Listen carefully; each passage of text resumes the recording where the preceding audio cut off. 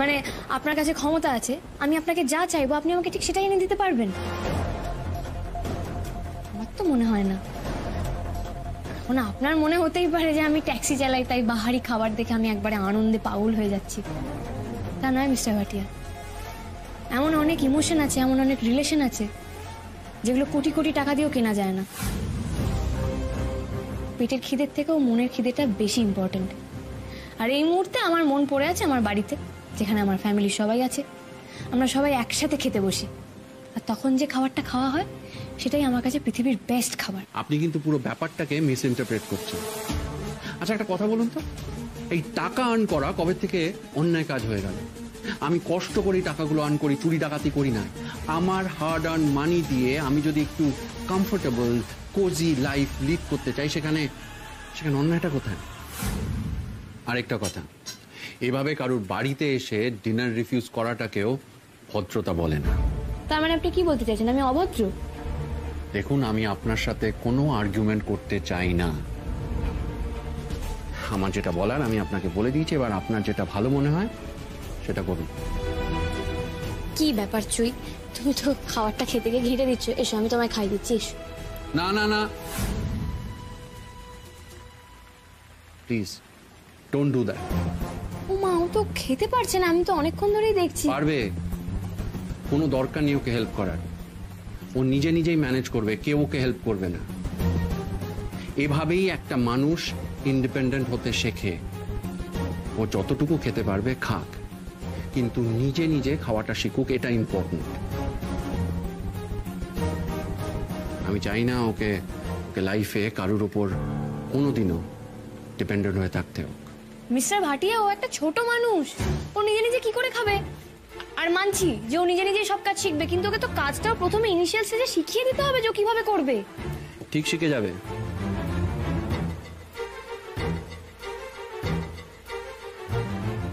আমাকে দেখে দেখে ঠিক শিখে যাবে। আপনাকে এত ভাবতে হবে না, ছেড়ে দিন। এভাবেই একটা মানুষ ইন্ডিপেন্ডেন্ট হয়। হ্যাঁ, চইয়ের আপনার মতো ইন্ডিপেন্ডেন্ট হওয়াটাই শুধু বাকি আছে, আর দরকার নেই আপনার মতো ইন্ডিপেন্ডেন্ট হওয়ার। কি হবে তারপর? তো খেতে খেতে ফোন ঘাঁটতে শিখবে। দেখুন, আমি ফোন ঘাঁটছি না, অফিসের কাজ করছি। এটাকে মাল্টিটাস্কিং বলে। আচ্ছা, তাই ডিনার টাইমটা তো আপনার ফ্যামিলি টাইম। খেতে বসে আপনি অন্তত আপনার মেয়েকে সময় দিন। এখনো কি আপনি মাল্টিটাস্কিং করে যাবেন? তবু জানেন তো মিস্টার ভাটিয়া, এই একাকিত্বটা না আমি কখনো পুরোপুরি হয়তো কাটিয়ে উঠতে পারবো না, আর সেটা কাটানো সম্ভব না। এই যন্ত্রণাটা না থেকেই যায়। হয়তো সেই দিক থেকেই আমি ওর সঙ্গে নিজেকে এতটা রিলেট করতে পারি। আর এইসব কথা ভেবেই আমি আমার নিজের এখতিয়ারের বাইরে গিয়ে আপনাকে এতগুলো কথা বলে ফেলেছিলাম। তবু বলছি মিস্টার ভাটিয়া, আমি আমার ব্যবহারের জন্য আপনার কাছে ক্ষমা চাইছি। আমার সত্যি ভুল হয়ে গেছে না জেনে এত কিছু বলে দেওয়া। আমি আপনাকে একটা রিকোয়েস্ট করব।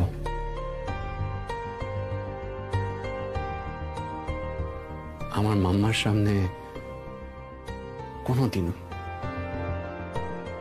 কোনোদিনও ওর মায়ের কথা তুলবেন না। অনেক কষ্টে আমি নিজেকে, আমার মেয়েকে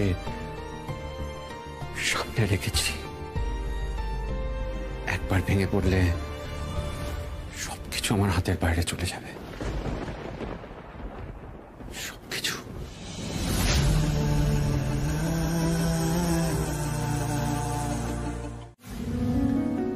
কি বলছো কি উর্মি?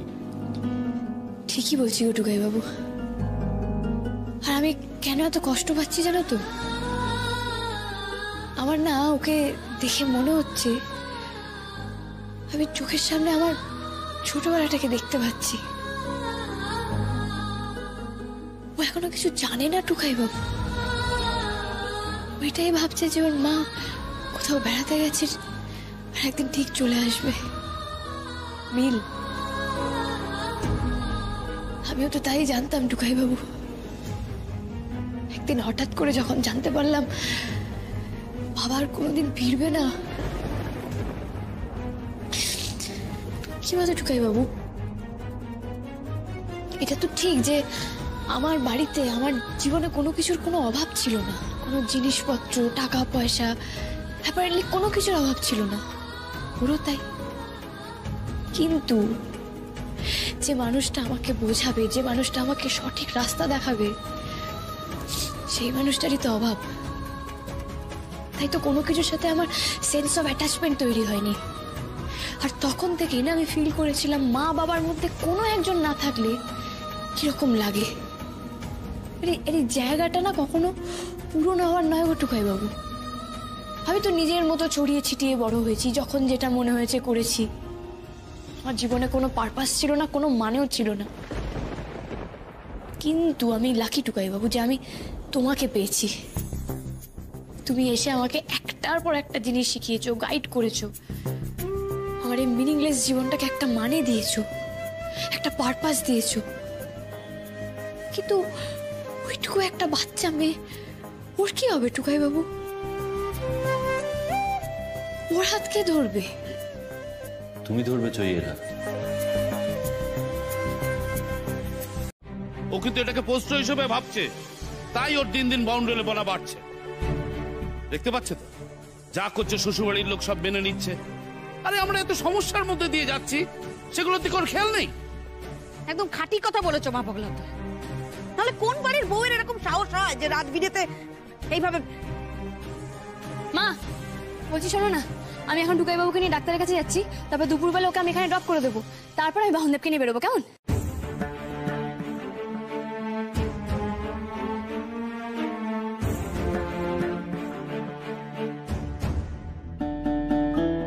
ছোটাম্মি, মায়ের কি হয়েছে? এরকম মুখ বার করে আছে কেন?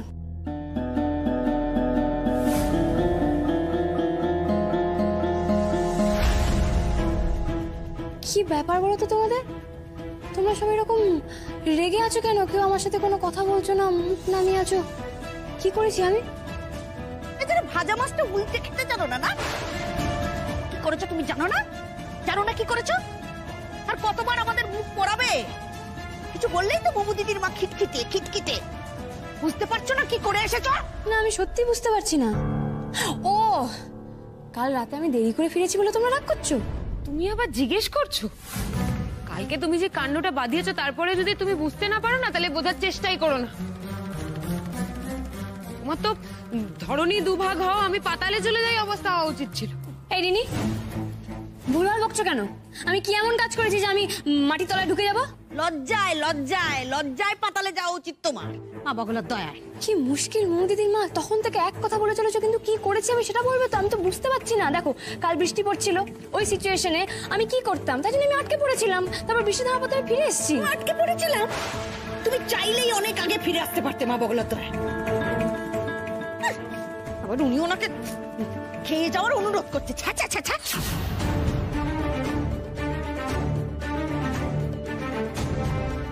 হ্যাঁ মানে জয়ের বাবা আমাকে ডিনার করে যাওয়ার জন্য বলেছিলেন, তো এতে ছ্যাঁচা করার কি আছে? কি মুশকিল? উনি আমাকে রিকোয়েস্ট করেছিলেন ডিনার করার জন্য, আমি তো বলেছিলাম ওনাকে যে আমি ওখানে খাবো না, কারণ আমি বাড়ি ফিরে সবার সাথে একসাথে খাবো, সবাই আমার জন্য অপেক্ষা করে। তুমি তা জানোই যখন বাড়ির সবাই ওয়েট করছে, তাহলে এত দেরি করলে কেন? কি মুশকিল? তখন থেকে এরকম কেন বলে আছো? তোমরা তো আমার সিচুয়েশনটা জানো। আরে বাবা, আমি তো টুকাই বাবুকে ফোন করে সবটা বলেছিলাম। শোনো উর্মি, সবসময় টুকাইদাকে সাক্ষী ধরে কথা বলবে না, হ্যাঁ? চোখের সামনে যা দেখতে হচ্ছে টুকাইদাকে। কি দেখতে হচ্ছে টুকাইদাকে? হ্যাঁ কি দেখতে হচ্ছে শুনি? তোকে সবসময় সব কথাই তো বুঝিয়ে বলতেই বা কেন হবে রে? তোর মাথা এটা কেন থাকে না যে তুই একটা বাড়ির বউ? মা পাগলার দয়া। জানো ছোটকা, আজ কতদিন পরে আমার ছেলেটা বাড়ির বাইরে পা রাখবে। সত্যি তো, ও তো ছেলে মানুষ, কতদিনই বা বাড়িতে বসে থাকবে বলো? দাঁড়াও দাঁড়াও, গাছে কাঁঠাল আর গোফে তেল। তার মানে আরে বাবা, টুকাইদা আগে ফিরুক তো, শোনো তো ডাক্তারবাবু কি বলেছেন, তারপর না এসব ভাববে। এই রিনি, কি বলছিস এসব? ডাক্তারবাবু কি বলবেন মানে? খালি চোখেই তো দেখতে পাচ্ছি ছেলেটা হেঁটে খেলে বেড়াচ্ছে। তো ওপর ওপর থেকে এখন ডাক্তারবাবু যতক্ষণ না বলছে টুকাইদা একেবারে ফিট, কিছু করার জো আছে নাকি? তার মানে তোর মনে কি কোনো সন্দেহ আছে যে ডাক্তারবাবু অন্য কিছু বলতে পারেন? এ জানে ভেতরে ভেতরে এখন কি হচ্ছে, নার্ভের ব্যাপার।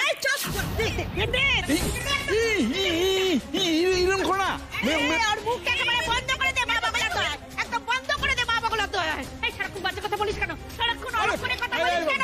সামলাও কি? সবসময় সঠিক বানা। তুই উর্মির পেছনে লাগবো, তুই উর্মির একটু ভালো চা না, তাহলে তো আমরা সবাই খেয়ে পড়ে বাঁচতে পারি বাবা বলা তো তা না। খালি খালি খালি অশুভ চিন্তা, অলক্ষণের চিন্তা, একেবারে অলক্ষী মেয়ে মান। এই তাকে আছিস তাকে চোখ একেবারে গেলে না থাম থাম বাবা। কি করে মেয়েটা এইভাবে ছোটদের শাসন করে নাকি? তার কিভাবে করবো? এতদিন তো বাবা বাচ্চা করে শাসন করলে কোনো লাভ হলো? শোনো বাবা হলো তো যে ঠাকুর যে ফুলে সন্তুষ্ট হয় তাকে সেই ফুলই দেওয়া। মেলু চুপ কর, একটু শান্ত হয়। এইভাবে কেউ শাসন করে? ফোন করে যাচ্ছে, যা ধর না গিয়ে। হ্যালো হ্যালো, উর্মি আছে? কে রে তুই? খালি ফোন করে উর্মি আছে আর কিছু মুখে কথা নেই। হতচ্ছাড়া কথা কর, মজা পেয়ে গেছিস। আরেকবার যদি ফোন করেছিস না মুখে একেবারে ছেড়ে মেরে দেবো। এই রিমি, তুই কার সাথে কথা বলছিস? কে ফোন করেছে? জানি না, তবে আজ তার একদিন কি আমার একদিন বলে দিলাম। আরে কি আশ্চর্য, বাইরের লোকের সঙ্গে টেলিফোনে কেউ এইভাবে কথা বলে? কেন? যে ঠাকুর যেই ফুলে সন্তুষ্ট হয় তাকে তো সেই ফুল দিয়ে পুজো করা উচিত, তাই না? দেখো দেখো দেখো দেখো দেখো আমাকে কেমন মুখ ভেঙাচ্ছে, দেখো ঘরের বউয়ের কি আচরণ। আমি শাউরি হই রে, শাউরি বাবা বলা তাই। আরেকবার যদি ফোন করেছিস না ফোনের ভেতর দিয়ে ঢুকে গলা টিপে দেবো। হতচ্ছাড়া কথা কর, অসভ্য। হ্যালো হ্যালো, আর কোনো মুখে কথা নেই, আর কিছু বলতে পারে না। সারাক্ষণ ফোন করে মজা পেয়ে গেছে। ফোনটা কেটে গেছে। তা কেটে গেছে কি? কিচ্ছু ফোন কাটেনি, কেন ফোন করছে? আমি মেরে দেবো কিন্তু ওকে। রিনি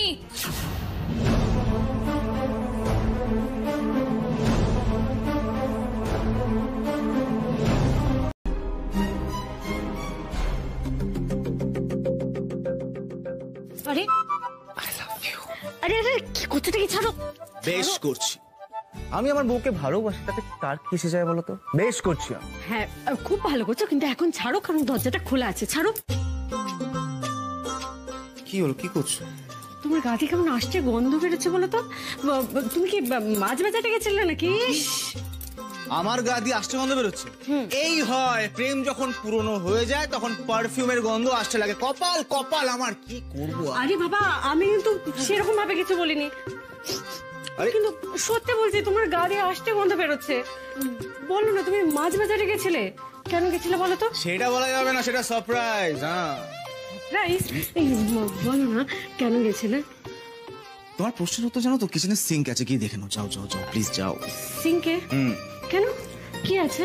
আরে বাবা, আমি সাত সকালে আমার বউয়ের জন্য ইলিশ মাছ কিনতে গেছিলাম, বুঝেছো? কে করবে? এত ভালোবাসি ফিলিংস তো বোঝো না আমার, জানো?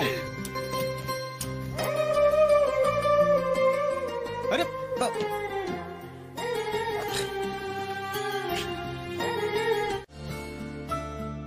কি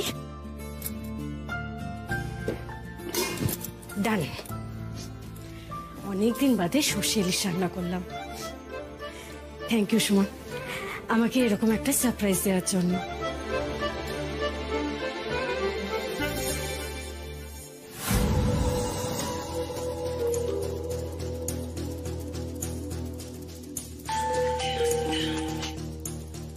হ্যাঁ মা, হ্যাঁ, রাজার দুলালি নিজেই রান্না করে নিজেই তার প্রশংসা করে গেল।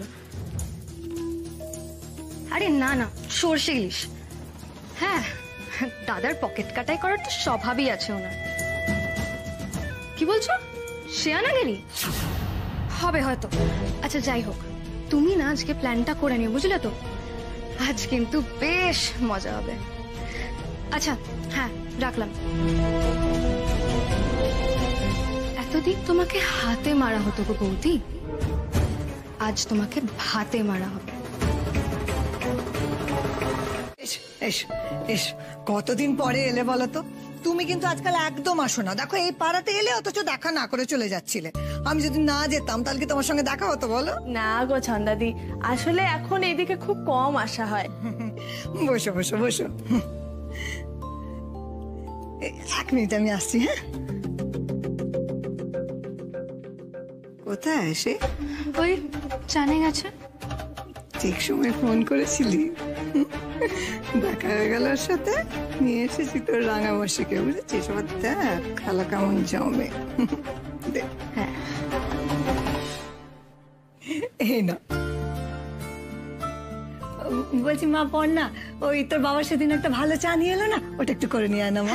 না না না না না, এই দুপুরবেলা কেন আবার মেয়েটাকে দিয়ে চা করাবে বলো তো? দুপুরে খাওয়ার সময় হয়ে গেছে তাই তো, একটু চা খাও, তা করতে করতে আমি ভাতটা বাড়ি। আর তুমি তো ভাজাভুজি খেতে ভালোবাসো, একটু ভাজাভুজি করি। আরে না না, আমি তো আসলে ঝুমুর বাড়ি থেকে অলরেডি লাঞ্চ সেরেই এসেছি। তা বললে কি করে হবে, আমাদের বাড়িতে মুখে কিছু দিতেই হবে। আমাদের সংসারে বুঝি মঙ্গল অমঙ্গল বলে কিছু নেই। আর তাছাড়া আজকে আমাদের বৌমা মানে মেয়ে আর কি, সে কিন্তু সর্ষে ইলিশ রান্না করেছে, সেটা একটু খেয়ে দেখবে না? খাবো না বলে কিন্তু হবে না, খেয়ে যেতেই হবে।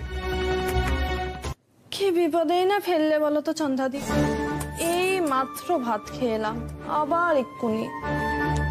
এবার কিন্তু আমি খুব রাগ করব, 6 বছর পরে এলে এটুকু তো খেতেই হবে।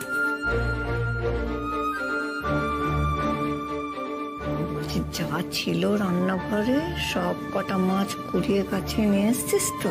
হ্যাঁ হ্যাঁ, দাদার জন্য আর বাবার জন্য রেখে এসছিস? হ্যাঁ, কোনো সর্ষের ঝোল নেই তো? না রে বাবা। চান করতে গেছে না, ফিরে এসে থালা সাজিয়ে খাবে ভেবেছিল, ওই থালায় আমি ছাই ঢেলে দেবো। আমি আপনাকে কিছু কথা বলতে চাই, আপনার শুনতে বোরিং লাগলেও আপনাকে শুনতে হবে।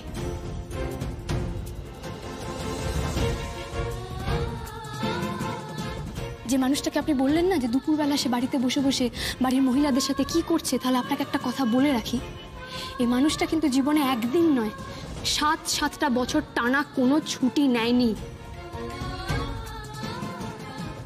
শুনলে আপনি অবাক হবেন, হয়তো আপনি ভাবতেও পারবেন না, যে বয়সে একটা ছেলের নিজের পড়াশোনা কমপ্লিট করে নিজের ক্যারিয়ারের দিকে মন দেওয়ার কথা, সেই বয়সে একটি ছেলে শুধুমাত্র তার সংসারের জন্য তার সমস্ত ক্যারিয়ার বিসর্জন দিয়ে দিয়েছিল।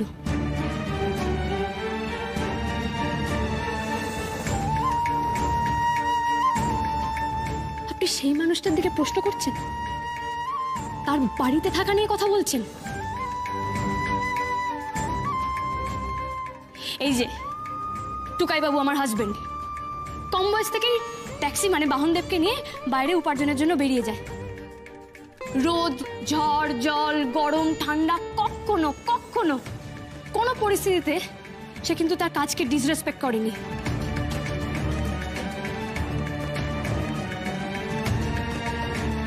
এবং টুকাই বাবুর কাজের এফিসিয়েন্সি নিয়ে শুধু কথা আসছে না, ওনার সাথে যে কজন কাজও করেছে তারাও জানে যে ও জীবনে কোনোদিন কারোর টাকা মারেনি।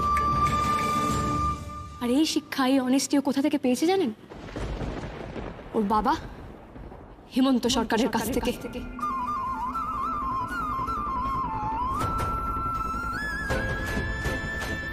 হেমন্ত সরকারকে আপনি কতটুকুনি চেনেন যে এতগুলো কথা বলে দিলেন? ফোন না ধরাটা কোন ধরনের মানুষের লক্ষণ, এটা ভদ্র মানুষের লক্ষণ কিনা? আরে আপনি ওনার অনেস্টি নিয়ে কি জানেন?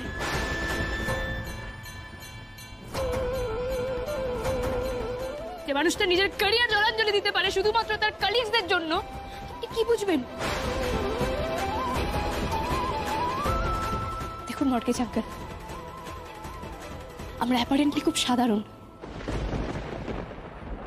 কিন্তু আমরা অসৎ নই।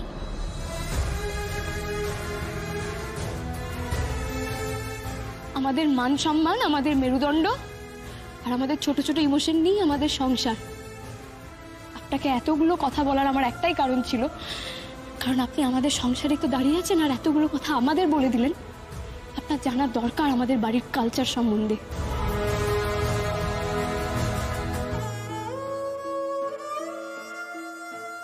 আপনি জানেন আমি নিজে এখন ট্যাক্সি চালাই, সেটা ওই বাড়ির মহিলাদের অনুপ্রেরণায়।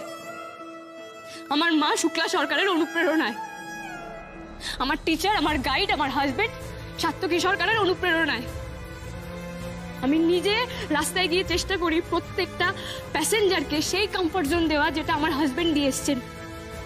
কঠিন থেকে কঠিন পরিস্থিতিতেও মাথা ঠান্ডা রেখে কাজ করার।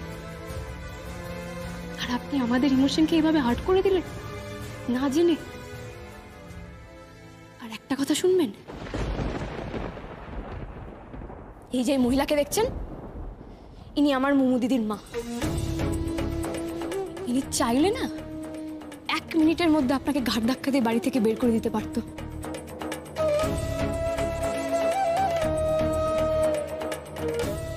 লজ্জা আমাদেরও আছে। আমরাও জানি যে আমরা আপনার কাছে কতটা ঋণী। তাই শুধুমাত্র ভদ্রতার কারণে আপনাকে কিছু করা হয়নি, কিন্তু আমাদের ভদ্রতাকে আমাদের দুর্বলতা ভাববেন না। দেখলেন তো ওইটুকুনি একটা ছোট্ট মেয়ে আপনাকে কেমন সত্যটা বুঝিয়ে দিল।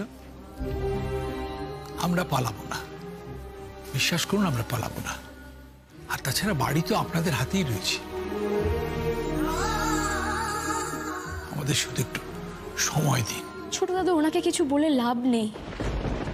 আপনি কি শুনলেন নাকি এক কান দিয়ে শুনে এক কান দিয়ে বের করে দিলেন? তুমি এটা কি কথা বলো না, এই অরণ্যের রোদন? আমার কোথাও যেন মনে হলো ওরকমই। দেখুন, আপনি আপনার লোনের টাকা পেয়ে যাবেন। এখন প্লিজ দয়া করে এখান থেকে যান, প্লিজ।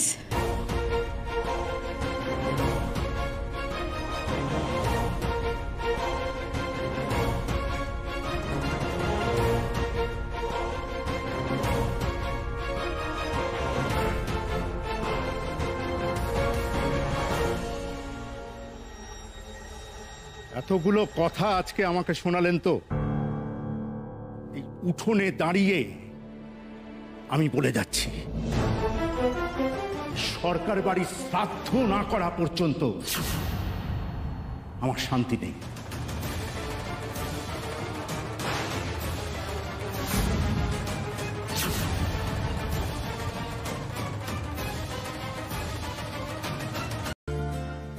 দেখি, গুড গার্ল।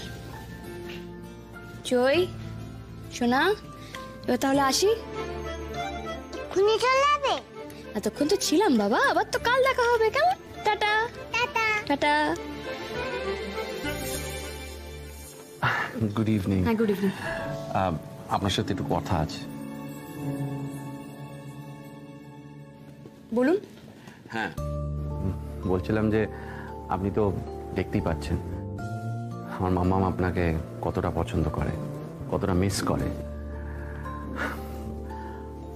মাঝে মধ্যে এত বায়না করে, কান্নাকাটি করে, আপনার কাছে যেতে চায়, আপনার সঙ্গে দেখা করতে চায়, তখন বাধ্য হয়ে আপনাকে ফোন করতে হয় আমাদের। আমি ভাবছিলাম যে খুব ভালো হয় যদি আপনি সারাদিন আমার মাম্মামের সাথে থাকেন। I mean, she desperately needs your presence. দেখুন মিস্টার ভাটিয়া, আপনি কি বলতে চাইছেন আমি সেটা বুঝতে পারছি। আর আমি একদম মন থেকেই চৈকে যে সময়টা দিই সেটা দিই, এবং আমি আগামী দিনে ভবিষ্যতেও সেটা দেওয়ার চেষ্টা করব। কিন্তু প্রত্যেক দিনের কমিটমেন্ট তো আমি করতে পারবো না, কারণ আমারও তো ফ্যামিলি আছে, আর সেখানে আমারও কিছু কমিটমেন্টস আছে।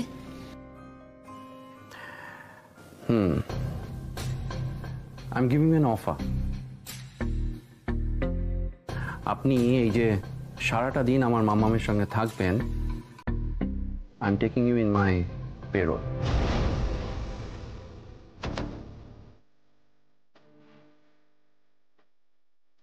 পেরোল মানে?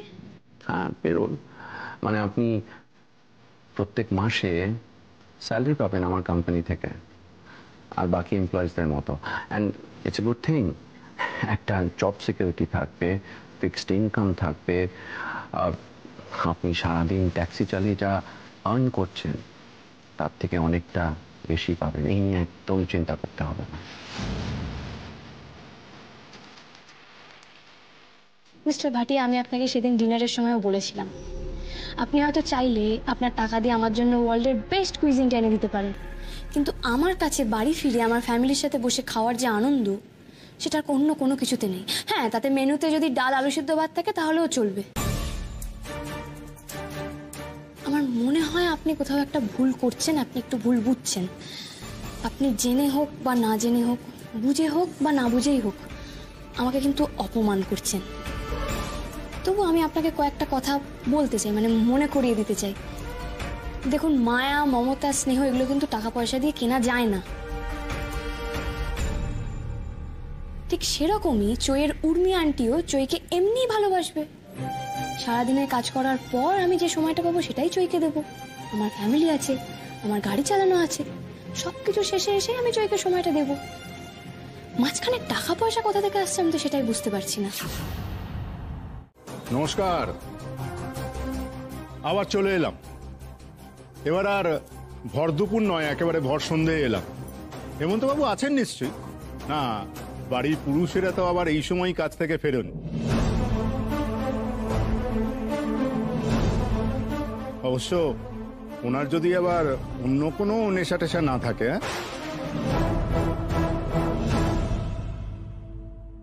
আয় আয় আয়, ভেতরে আয়, দখল নিতে হবে। এক মিনিট, দখল নিতে হবে মানে? আপনি তো দুপুরবেলায় এসেছিলেন, আপনাকে তো বলা হলো আমাদের একটু সময় দিন। আপনি যা টাকা পয়সা পান আমরা সব মিটিয়ে দেব, বিশ্বাস করুন। দেখুন, টাকা ধার নিয়েছেন আপনারা, তাই মাথাটা নিচু করে রাখবেন আপনারা। হ্যাঁ, তখন তো আপনার বৌমা আমাকে অনেক অপমান করলো, বলে গিয়েছিলাম না আবার আসবো।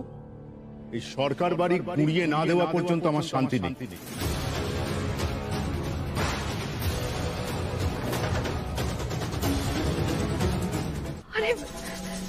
ওই তো হেমন্তবাবু আছে। আয় আয় আয়, ভেতরে আয়। কি হচ্ছেটা কি? কি দাদা, খবর কি? ফোন টোন ধরছেন না? হ্যাঁ, দুপুরবেলা এলাম, আপনাকে বাড়িতে পাওয়া গেল না। না, আপনি নাকি কাজে বেরিয়েছেন। কি কাজ করেন আপনি? আমার টাকা কড়ির জোগাড় যন্ত্র কিছু করতে পারলেন? আচ্ছা, মিছি কাজ করে কি লাভ বলুন তো?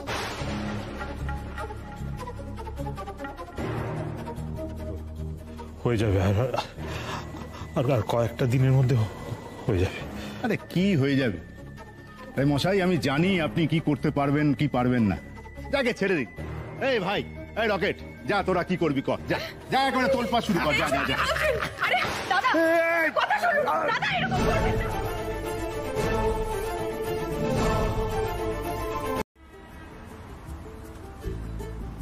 বাহ, এটা তো খুব ভালো ব্যাপার।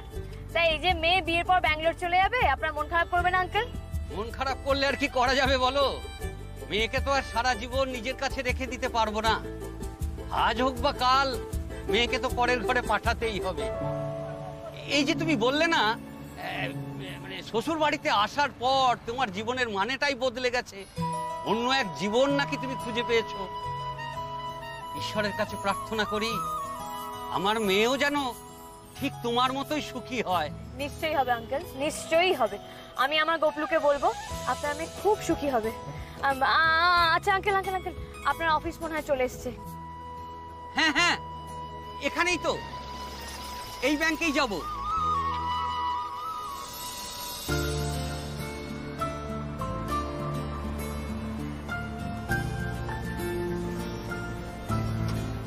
Thank you. তুমি ভারী মিষ্টি মেয়ে, আরো অনেক অনেক উন্নতি হোক তোমার, অনেক বড় হও মা। থ্যাংক ইউ আঙ্কেল, আপনার সাথে আলাপ হয়ে খুব ভালো লাগলো। দেখবেন আপনার মেয়ে খুব ভালো থাকবে। যে কথা হলো, তুমি আর তোমার টুকাই বাবুর আশা চাই, কিন্তু আমরা কিন্তু অপেক্ষায় থাকবো। হ্যাঁ, ডেফিনেটলি আসবো আঙ্কেল, ডেফিনেটলি আসবো। টাটা।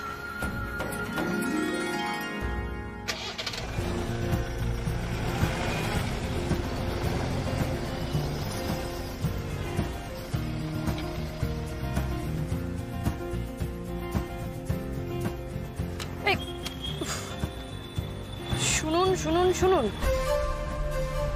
বিশেষ আকর্ষণ, 50% ছাড়, Nabadiganta coaching centre online, college road, Kolkata, nursery two PG, all stream, all subjects. আরে বাহ, Nabadiganta coaching centre online, nursery two PG বলছে। আরে হ্যাঁ, এটা তো টুকাই বাবুর জন্য একটা দারুণ সুযোগ।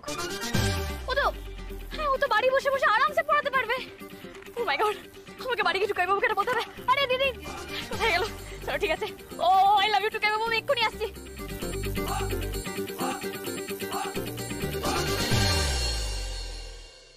আমার না খুব খারাপ লাগছে, এবছর পুজোয় কাউকে কিছু দিতে পারলাম না। আমি না ভেবেছিলাম জানো যে পুজোর আগে হয়তো আমি ঠিক হয়ে যাব, রাতে বেরিয়ে কয়েকটা ট্রিপ করব? না মানে উর্মি যেমন সন্ধ্যাবেলা পর্যন্ত চালাচ্ছে সেরকম চালাবে, আমি ওই রাতে বেরিয়ে। কিন্তু সেটা তো আর। তাতে কি হয়েছে টুকাই? হ্যাঁ, সব বছর তোকে দিতেই হবে। এইবারটা না হয় তুই নাই দিলি, কত বছর তো 2 হাত ভরে সবাইকে তুই দিয়েছিলি বল। আর শুধু গত বছর কেন, তুই যবে থেকে রোজগার করতে শিখেছিস তবে থেকে তো সবার জন্য কিছু না কিছু করে যাচ্ছিস বাবা। আচ্ছা মা, তোমার সংসার চালাতে খুব অসুবিধা হচ্ছে তাই না? না না, অল্পতে এই সংসার চালিয়ে নেওয়া আমার অনেক দিনের অভ্যেস টুকাই, জানিসই তো। এইসব নিয়ে আমার কোনো অসুবিধা হয় না।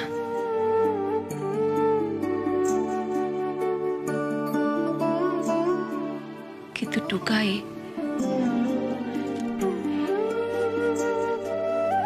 তুই জানিস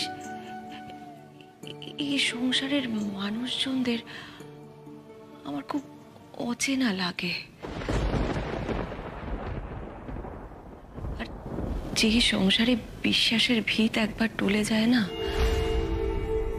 সেই সংসার কিন্তু এক থাকে না, ফাটল ধরে যায় তাতে।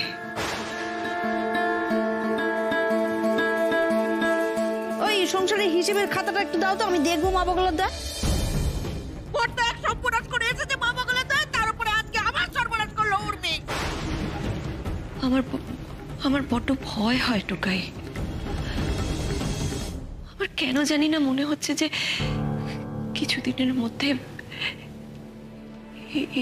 এই সংসারটা আলাদা হয়ে যেতে পারে।